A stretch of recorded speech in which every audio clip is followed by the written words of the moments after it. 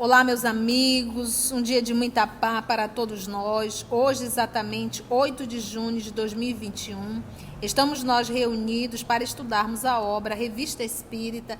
Nós estamos no mês de fevereiro de 1860, já solicitando a proteção de Deus, nosso Pai, de Jesus, o amor de nossa vida, da espiritualidade amiga, conduzindo a todos nós para que possamos compreender o nosso estudo dessa noite. Que assim seja. Então, hoje o estudo será conduzido pela nossa querida amiga Carla. Nossa irmã Mita está ausente, mas que a espiritualidade possa inspirá-la. Estamos no mês de fevereiro e vamos iniciar o item Bibliografia Condessa Matilde de Canossa. Matilde de Canossa, ou Matilde da Toscana, nasceu em março de 1046 e desencarnou em 24/7/1115 aos 69 anos. Foi uma nobre militar italiana, principal apoiadora do Papa Gregório VII durante a questão das investiduras, conflito contra o Sacro Império Romano Germânico, que durou de 1075 a 1122, 45 anos de conflito, pelo poder de nomear bispos, abades e dos próprios papas, tentando restaurar a disciplina eclesiástica. Ela é uma das poucas mulheres medievais a ser relembrada pelos seus feitos militares. Por vezes é apelidada de La Grande Contessa, a Grande Condessa. Tal é o título de um romance legendário publicado em 1858 em Roma pelo R.P. Bresciani, da Companhia de Jesus, autor de Juif de Verona, Judeu de Verona. O assunto da obra é a história no gênero de Walter Scott. O gênero de Walter Scott é o romance histórico, que é um gênero literário em que a narrativa da ficção se relaciona com fatos históricos. A composição das personagens e dos cenários é feita de modo que estejam em concordância com documentos e dados históricos, oferecendo ao leitor uma noção da vida e do costume da época. Aí ele mistura ficção e realidade, né? Faz aquela misturinha. E Walter Scott é um romancista e poeta, dramaturgo, historiador, nascido em Edimburgo, na Escócia, em 15/8/1771 e desencarnou em 21 de setembro de 1832, aos 61 anos. Mas só entender, a Condessa Matilde, ela... Porque aqui ele fala, tal é o título de um romance legendário. Condessa Matilde de Canossa. A Condessa Matilde de Canossa, ela realmente existiu. E o R.P. Bresciani fez um romance histórico e misturou a realidade com a ficção. Então, a Condessa Matilde existiu e, em cima da história dela, ele criou uma ficção, né? O assunto da obra é a história no gênero de Walter Scott, da antiga família de Canossa. Foi por isso que o autor a dedicou ao atual descendente dessa ilustre família, o Marquês Otávio de Canossa, podestade de Verona e camareiro de Sua Majestade o Imperador da Áustria. Podestade é o primeiro magistrado das cidades do norte da Itália no século XIII e XIV. A ação se passa na Idade Média. Os feiticeiros e os magos nela representam um grande papel. E as cenas demoníacas são descritas com uma precisão que faria inveja ao romancista escocês. O autor nos parece menos feliz em sua apreciação dos fenômenos espíritas modernos, das mesas falantes, do magnetismo, do sonambulismo. Ou seja, O autor faz uma ótima obra falando de magos, de magia, de cenas demoníacas com grande detalhe, mas quando ele vai falar de espiritismo, o Allan Kardec fala aqui que ele foi menos feliz. Nós vamos ver por quê. Então, o autor nos parece menos feliz em sua apreciação dos fenômenos espíritas modernos, das mesas falantes, do magnetismo, do sonambulismo. Ora, eis o que a respeito lemos no capítulo 10, página 170. Aí ele vai falar o que o autor disse. Vários de meus leitores, e talvez não sejam em menor número, poderiam admirar-se de ver expostos nos capítulos precedentes todo esse aparato de diabruras, de exorcismo, de sortilégios, de alucinações, de irrupções fantásticas, que não ficaria mal nas histórias de serão e nos contos de amas de leite. Em nossos dias, quem acredita ainda em necromantes, em feiticeiros, em encantamentos, em fascínio, em filtros, no comércio com o diabo?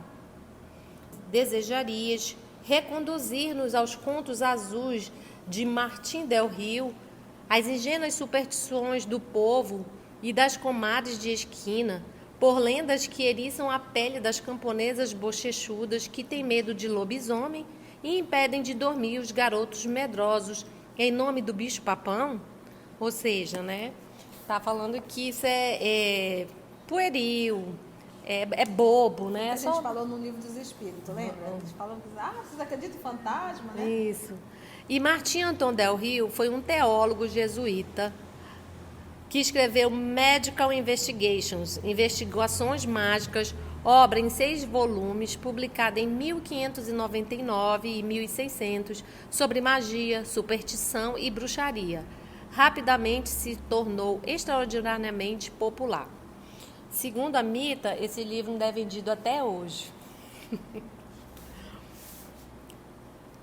Então, são os contos azuis de Martin del Rio, as ingênuas superstições, povos, comadres. Realmente, amigo, este é o momento oportuno para nos livrarmos dessas frivolidades. Tal é, mais ou menos, a linguagem que creio ouvir. Sempre lembrando que essa não é fala de Kardec, é a fala do autor do livro, que fala sobre magia, demônio, mas critica o espiritismo, que é o R.P. Breschiani. Continua o Breschiani. Responderei que antes de desprezar as antigas crenças, é preciso que cada um ponha a mão na consciência e se pergunte com muita franqueza se ao menos não é tão crédulo quanto algum dos seus antepassados. Vejamos um pouco. Que significa essa voga de magnetizadores e de médiuns, de mesas girantes, falantes e proféticas, de sonâmbulos que veem através de paredes, que leem pelo cotovelo, que têm à sua frente aquilo que se diz e se faz a 20, 30, 40 milhas de distância, que leem e escrevem sem conhecer o ABC, que sem saberem uma palavra de medicina,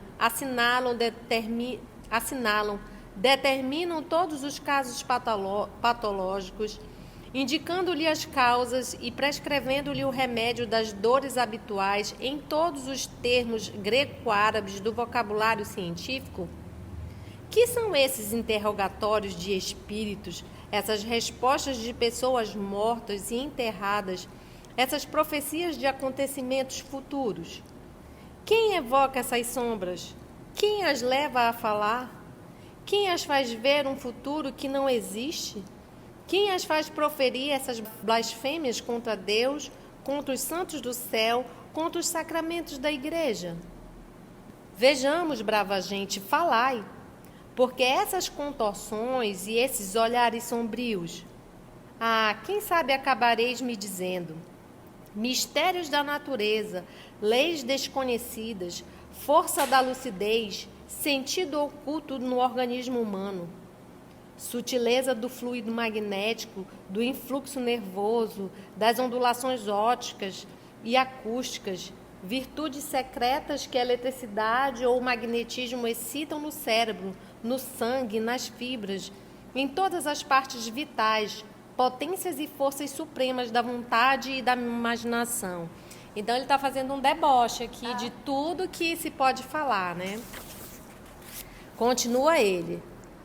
Meus amigos, isto são ninharias, palavras vazias de sentido, frases ocas, desvios ambíguos, enigmas que nem compreendeis. Toda a diferença que há entre nós e nossos antepassados é que para negar um mistério forjamos 100 outros, ao passo que para aquela boa gente um gato era um gato e o diabo. Temos a pretensão de dotar a natureza de forças que ela não tem nem pode ter. Nossos velhos sábios e mais francos diziam, sem muitos rodeios, que havia operações sobrenaturais, tratando-as muito ingenuamente de feitiçaria. Então você vê, é interessante isso daí, né? Que você acaba entendendo por que Kardec colocou lá no iniciozinho da primeira revista espírita. Discutiremos, mas não disputaremos. Ele diz que a revista espírita é uma tribuna livre. E tão livre é que você vê ele aqui publicando todo o livro, né? Parte do livro, justamente a parte que a pessoa está atacando o espiritismo, né?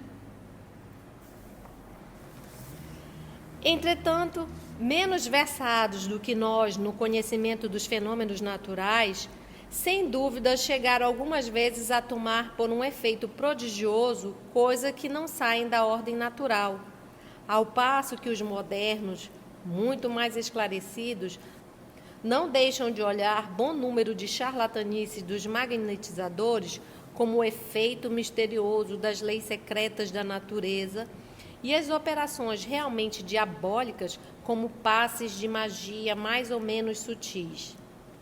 Mas os homens mais cristãos do velho tempo bem sabiam que os espíritos maus, evocados por meio de certos sinais, de certas conjurações, de certos pactos, apareciam, respondiam, alucinavam a imaginação, impressionando de mil maneiras e, sobretudo, fazendo o maior mal que podiam aos que com ele conversavam.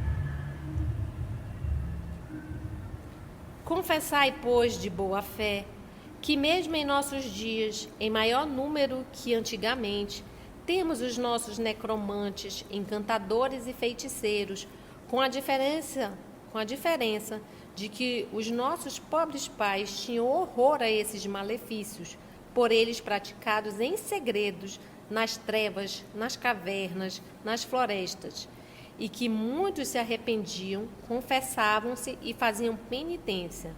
Hoje, porém, são exercidos nos salões resplandecentes de ouro e luz, na presença de curiosos, de moças, crianças e mães, sem o menor escrúpulo, e muitas vezes se deleitando com as superstições da Idade Média.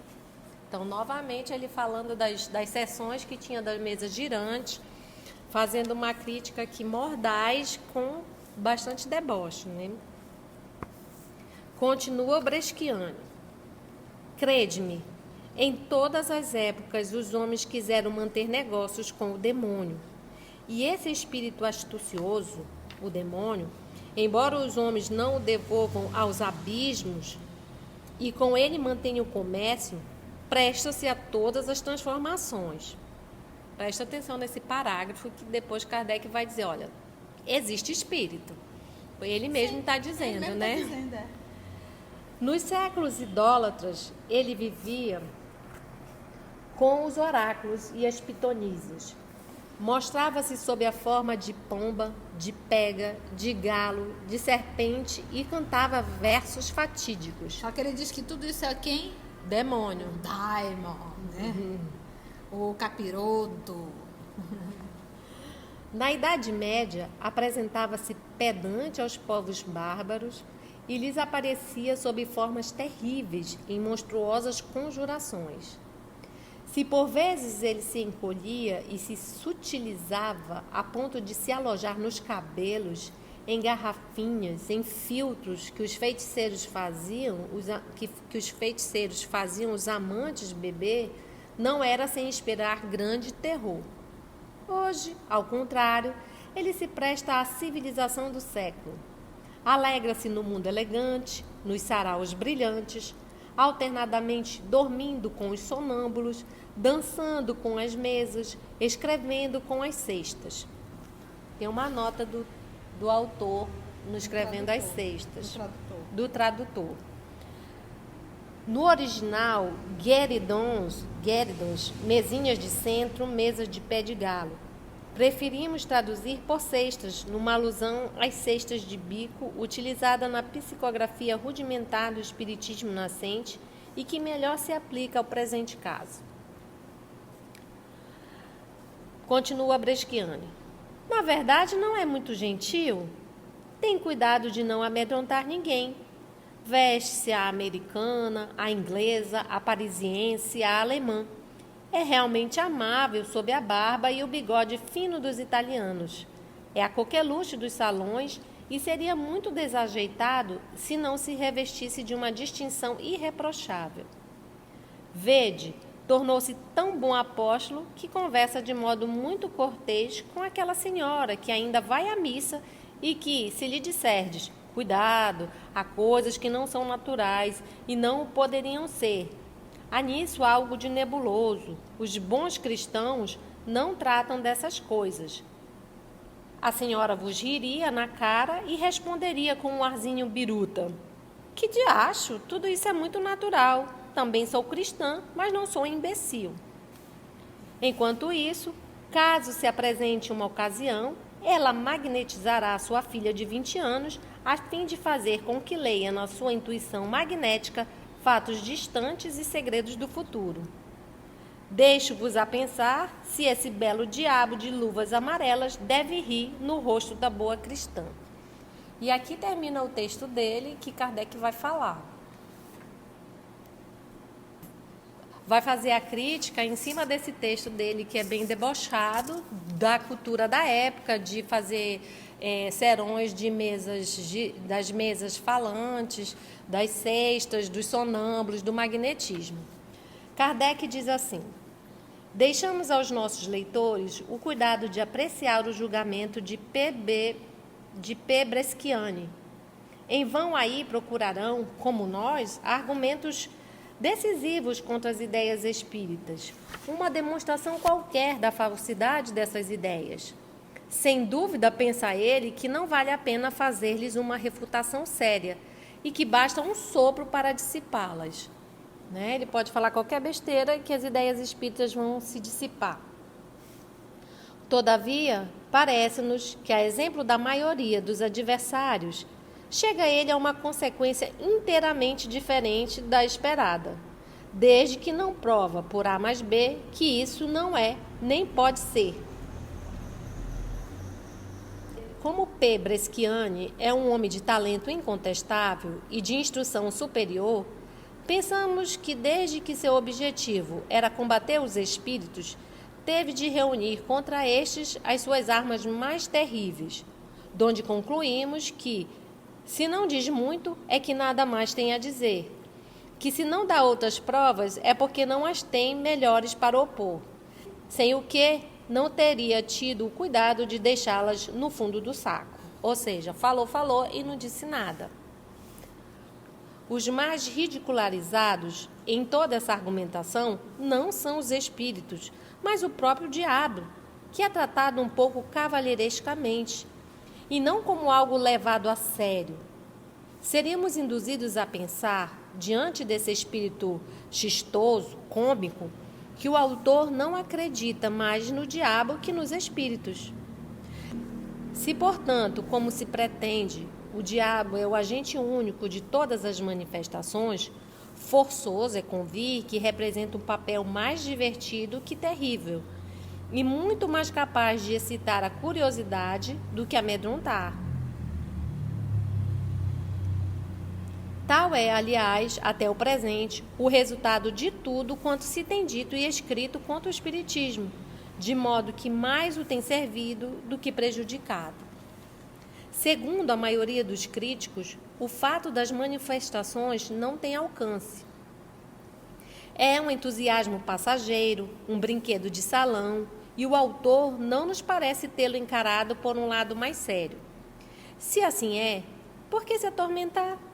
Deixai à moda o cuidado de trazer amanhã outro passatempo, e o espiritismo viverá o que viveu a mania dos vasos chineses, o espaço de 2 estações. Vai ser fogueira de palha, como a gente, fogo de palha, vai logo acabar. Atirando-lhe pedras, dão a impressão de temê-lo, porquanto não se procura abater senão o que se teme. Se é uma quimera, uma utopia, por que se bater contra moinhos de vento? É verdade, dizem que o diabo algumas vezes nele se intromete, mas não haveria necessidade de tantos autores como este de pintar o diabo com cores rosas para despertar em todas as mulheres a vontade de conhecê-lo. Terá P. Breschiani examinado bem a questão? Terá pesado o alcance de todas as suas palavras? Que nos permita a dúvida. Quando ele diz que são essas respostas de pessoas mortas e enterradas, quem lhe faz ver um futuro que não existe? Nós nos perguntamos se foi um cristão ou um materialista que escreveu semelhantes coisas, embora o materialista falasse dos mortos com mais respeito. Olha, ele dá uma criticada no Breschiani. Quando Breschiani fala, quem os faz proferir essas blasfêmias contra Deus? Kardec pergunta, mas onde estão essas blasfêmias? O autor que atribui tudo ao diabo as supôs. Saberia, ao contrário, que a confiança mais ilimitada na bondade infinita de Deus é a base do espiritismo, que tudo nele se faz em nome de Deus, que os espíritos mais perversos não falam dele senão com temor e respeito, e os bons com amor. Que há nisso de blasfematório? Mas o que pensar dessas palavras? Temos a pretensão de dotar a natureza de forças que ela não tem nem pode ter. Nossos velhos mais sábios as tratavam muito ingenuamente de feitiçaria. Foi o que Breschiani falou. E Kardec fala, assim, é mais sábio atribuir os fenômenos da natureza ao diabo do que a Deus. Enquanto proclamamos o poder infinito do Criador, P. Breschiani lhe impõe limites. A natureza que resume a obra divina não tem e não pode ter outras forças além das que conhecemos. Isso o Kardec está fazendo a crítica em cima do que o Breschiani disse, novamente, porque ele disse que a famosa tribuna, né? Como se ele dissesse assim, eu vou colocar o Breschiani para falar, falou, agora eu vou refutar. E foi ele que disse que a natureza não podia esconder mais nada. Então, o Kardec está falando aqui que Deus não pode criar, só o diabo que pode criar uma natureza. Absurdo, né?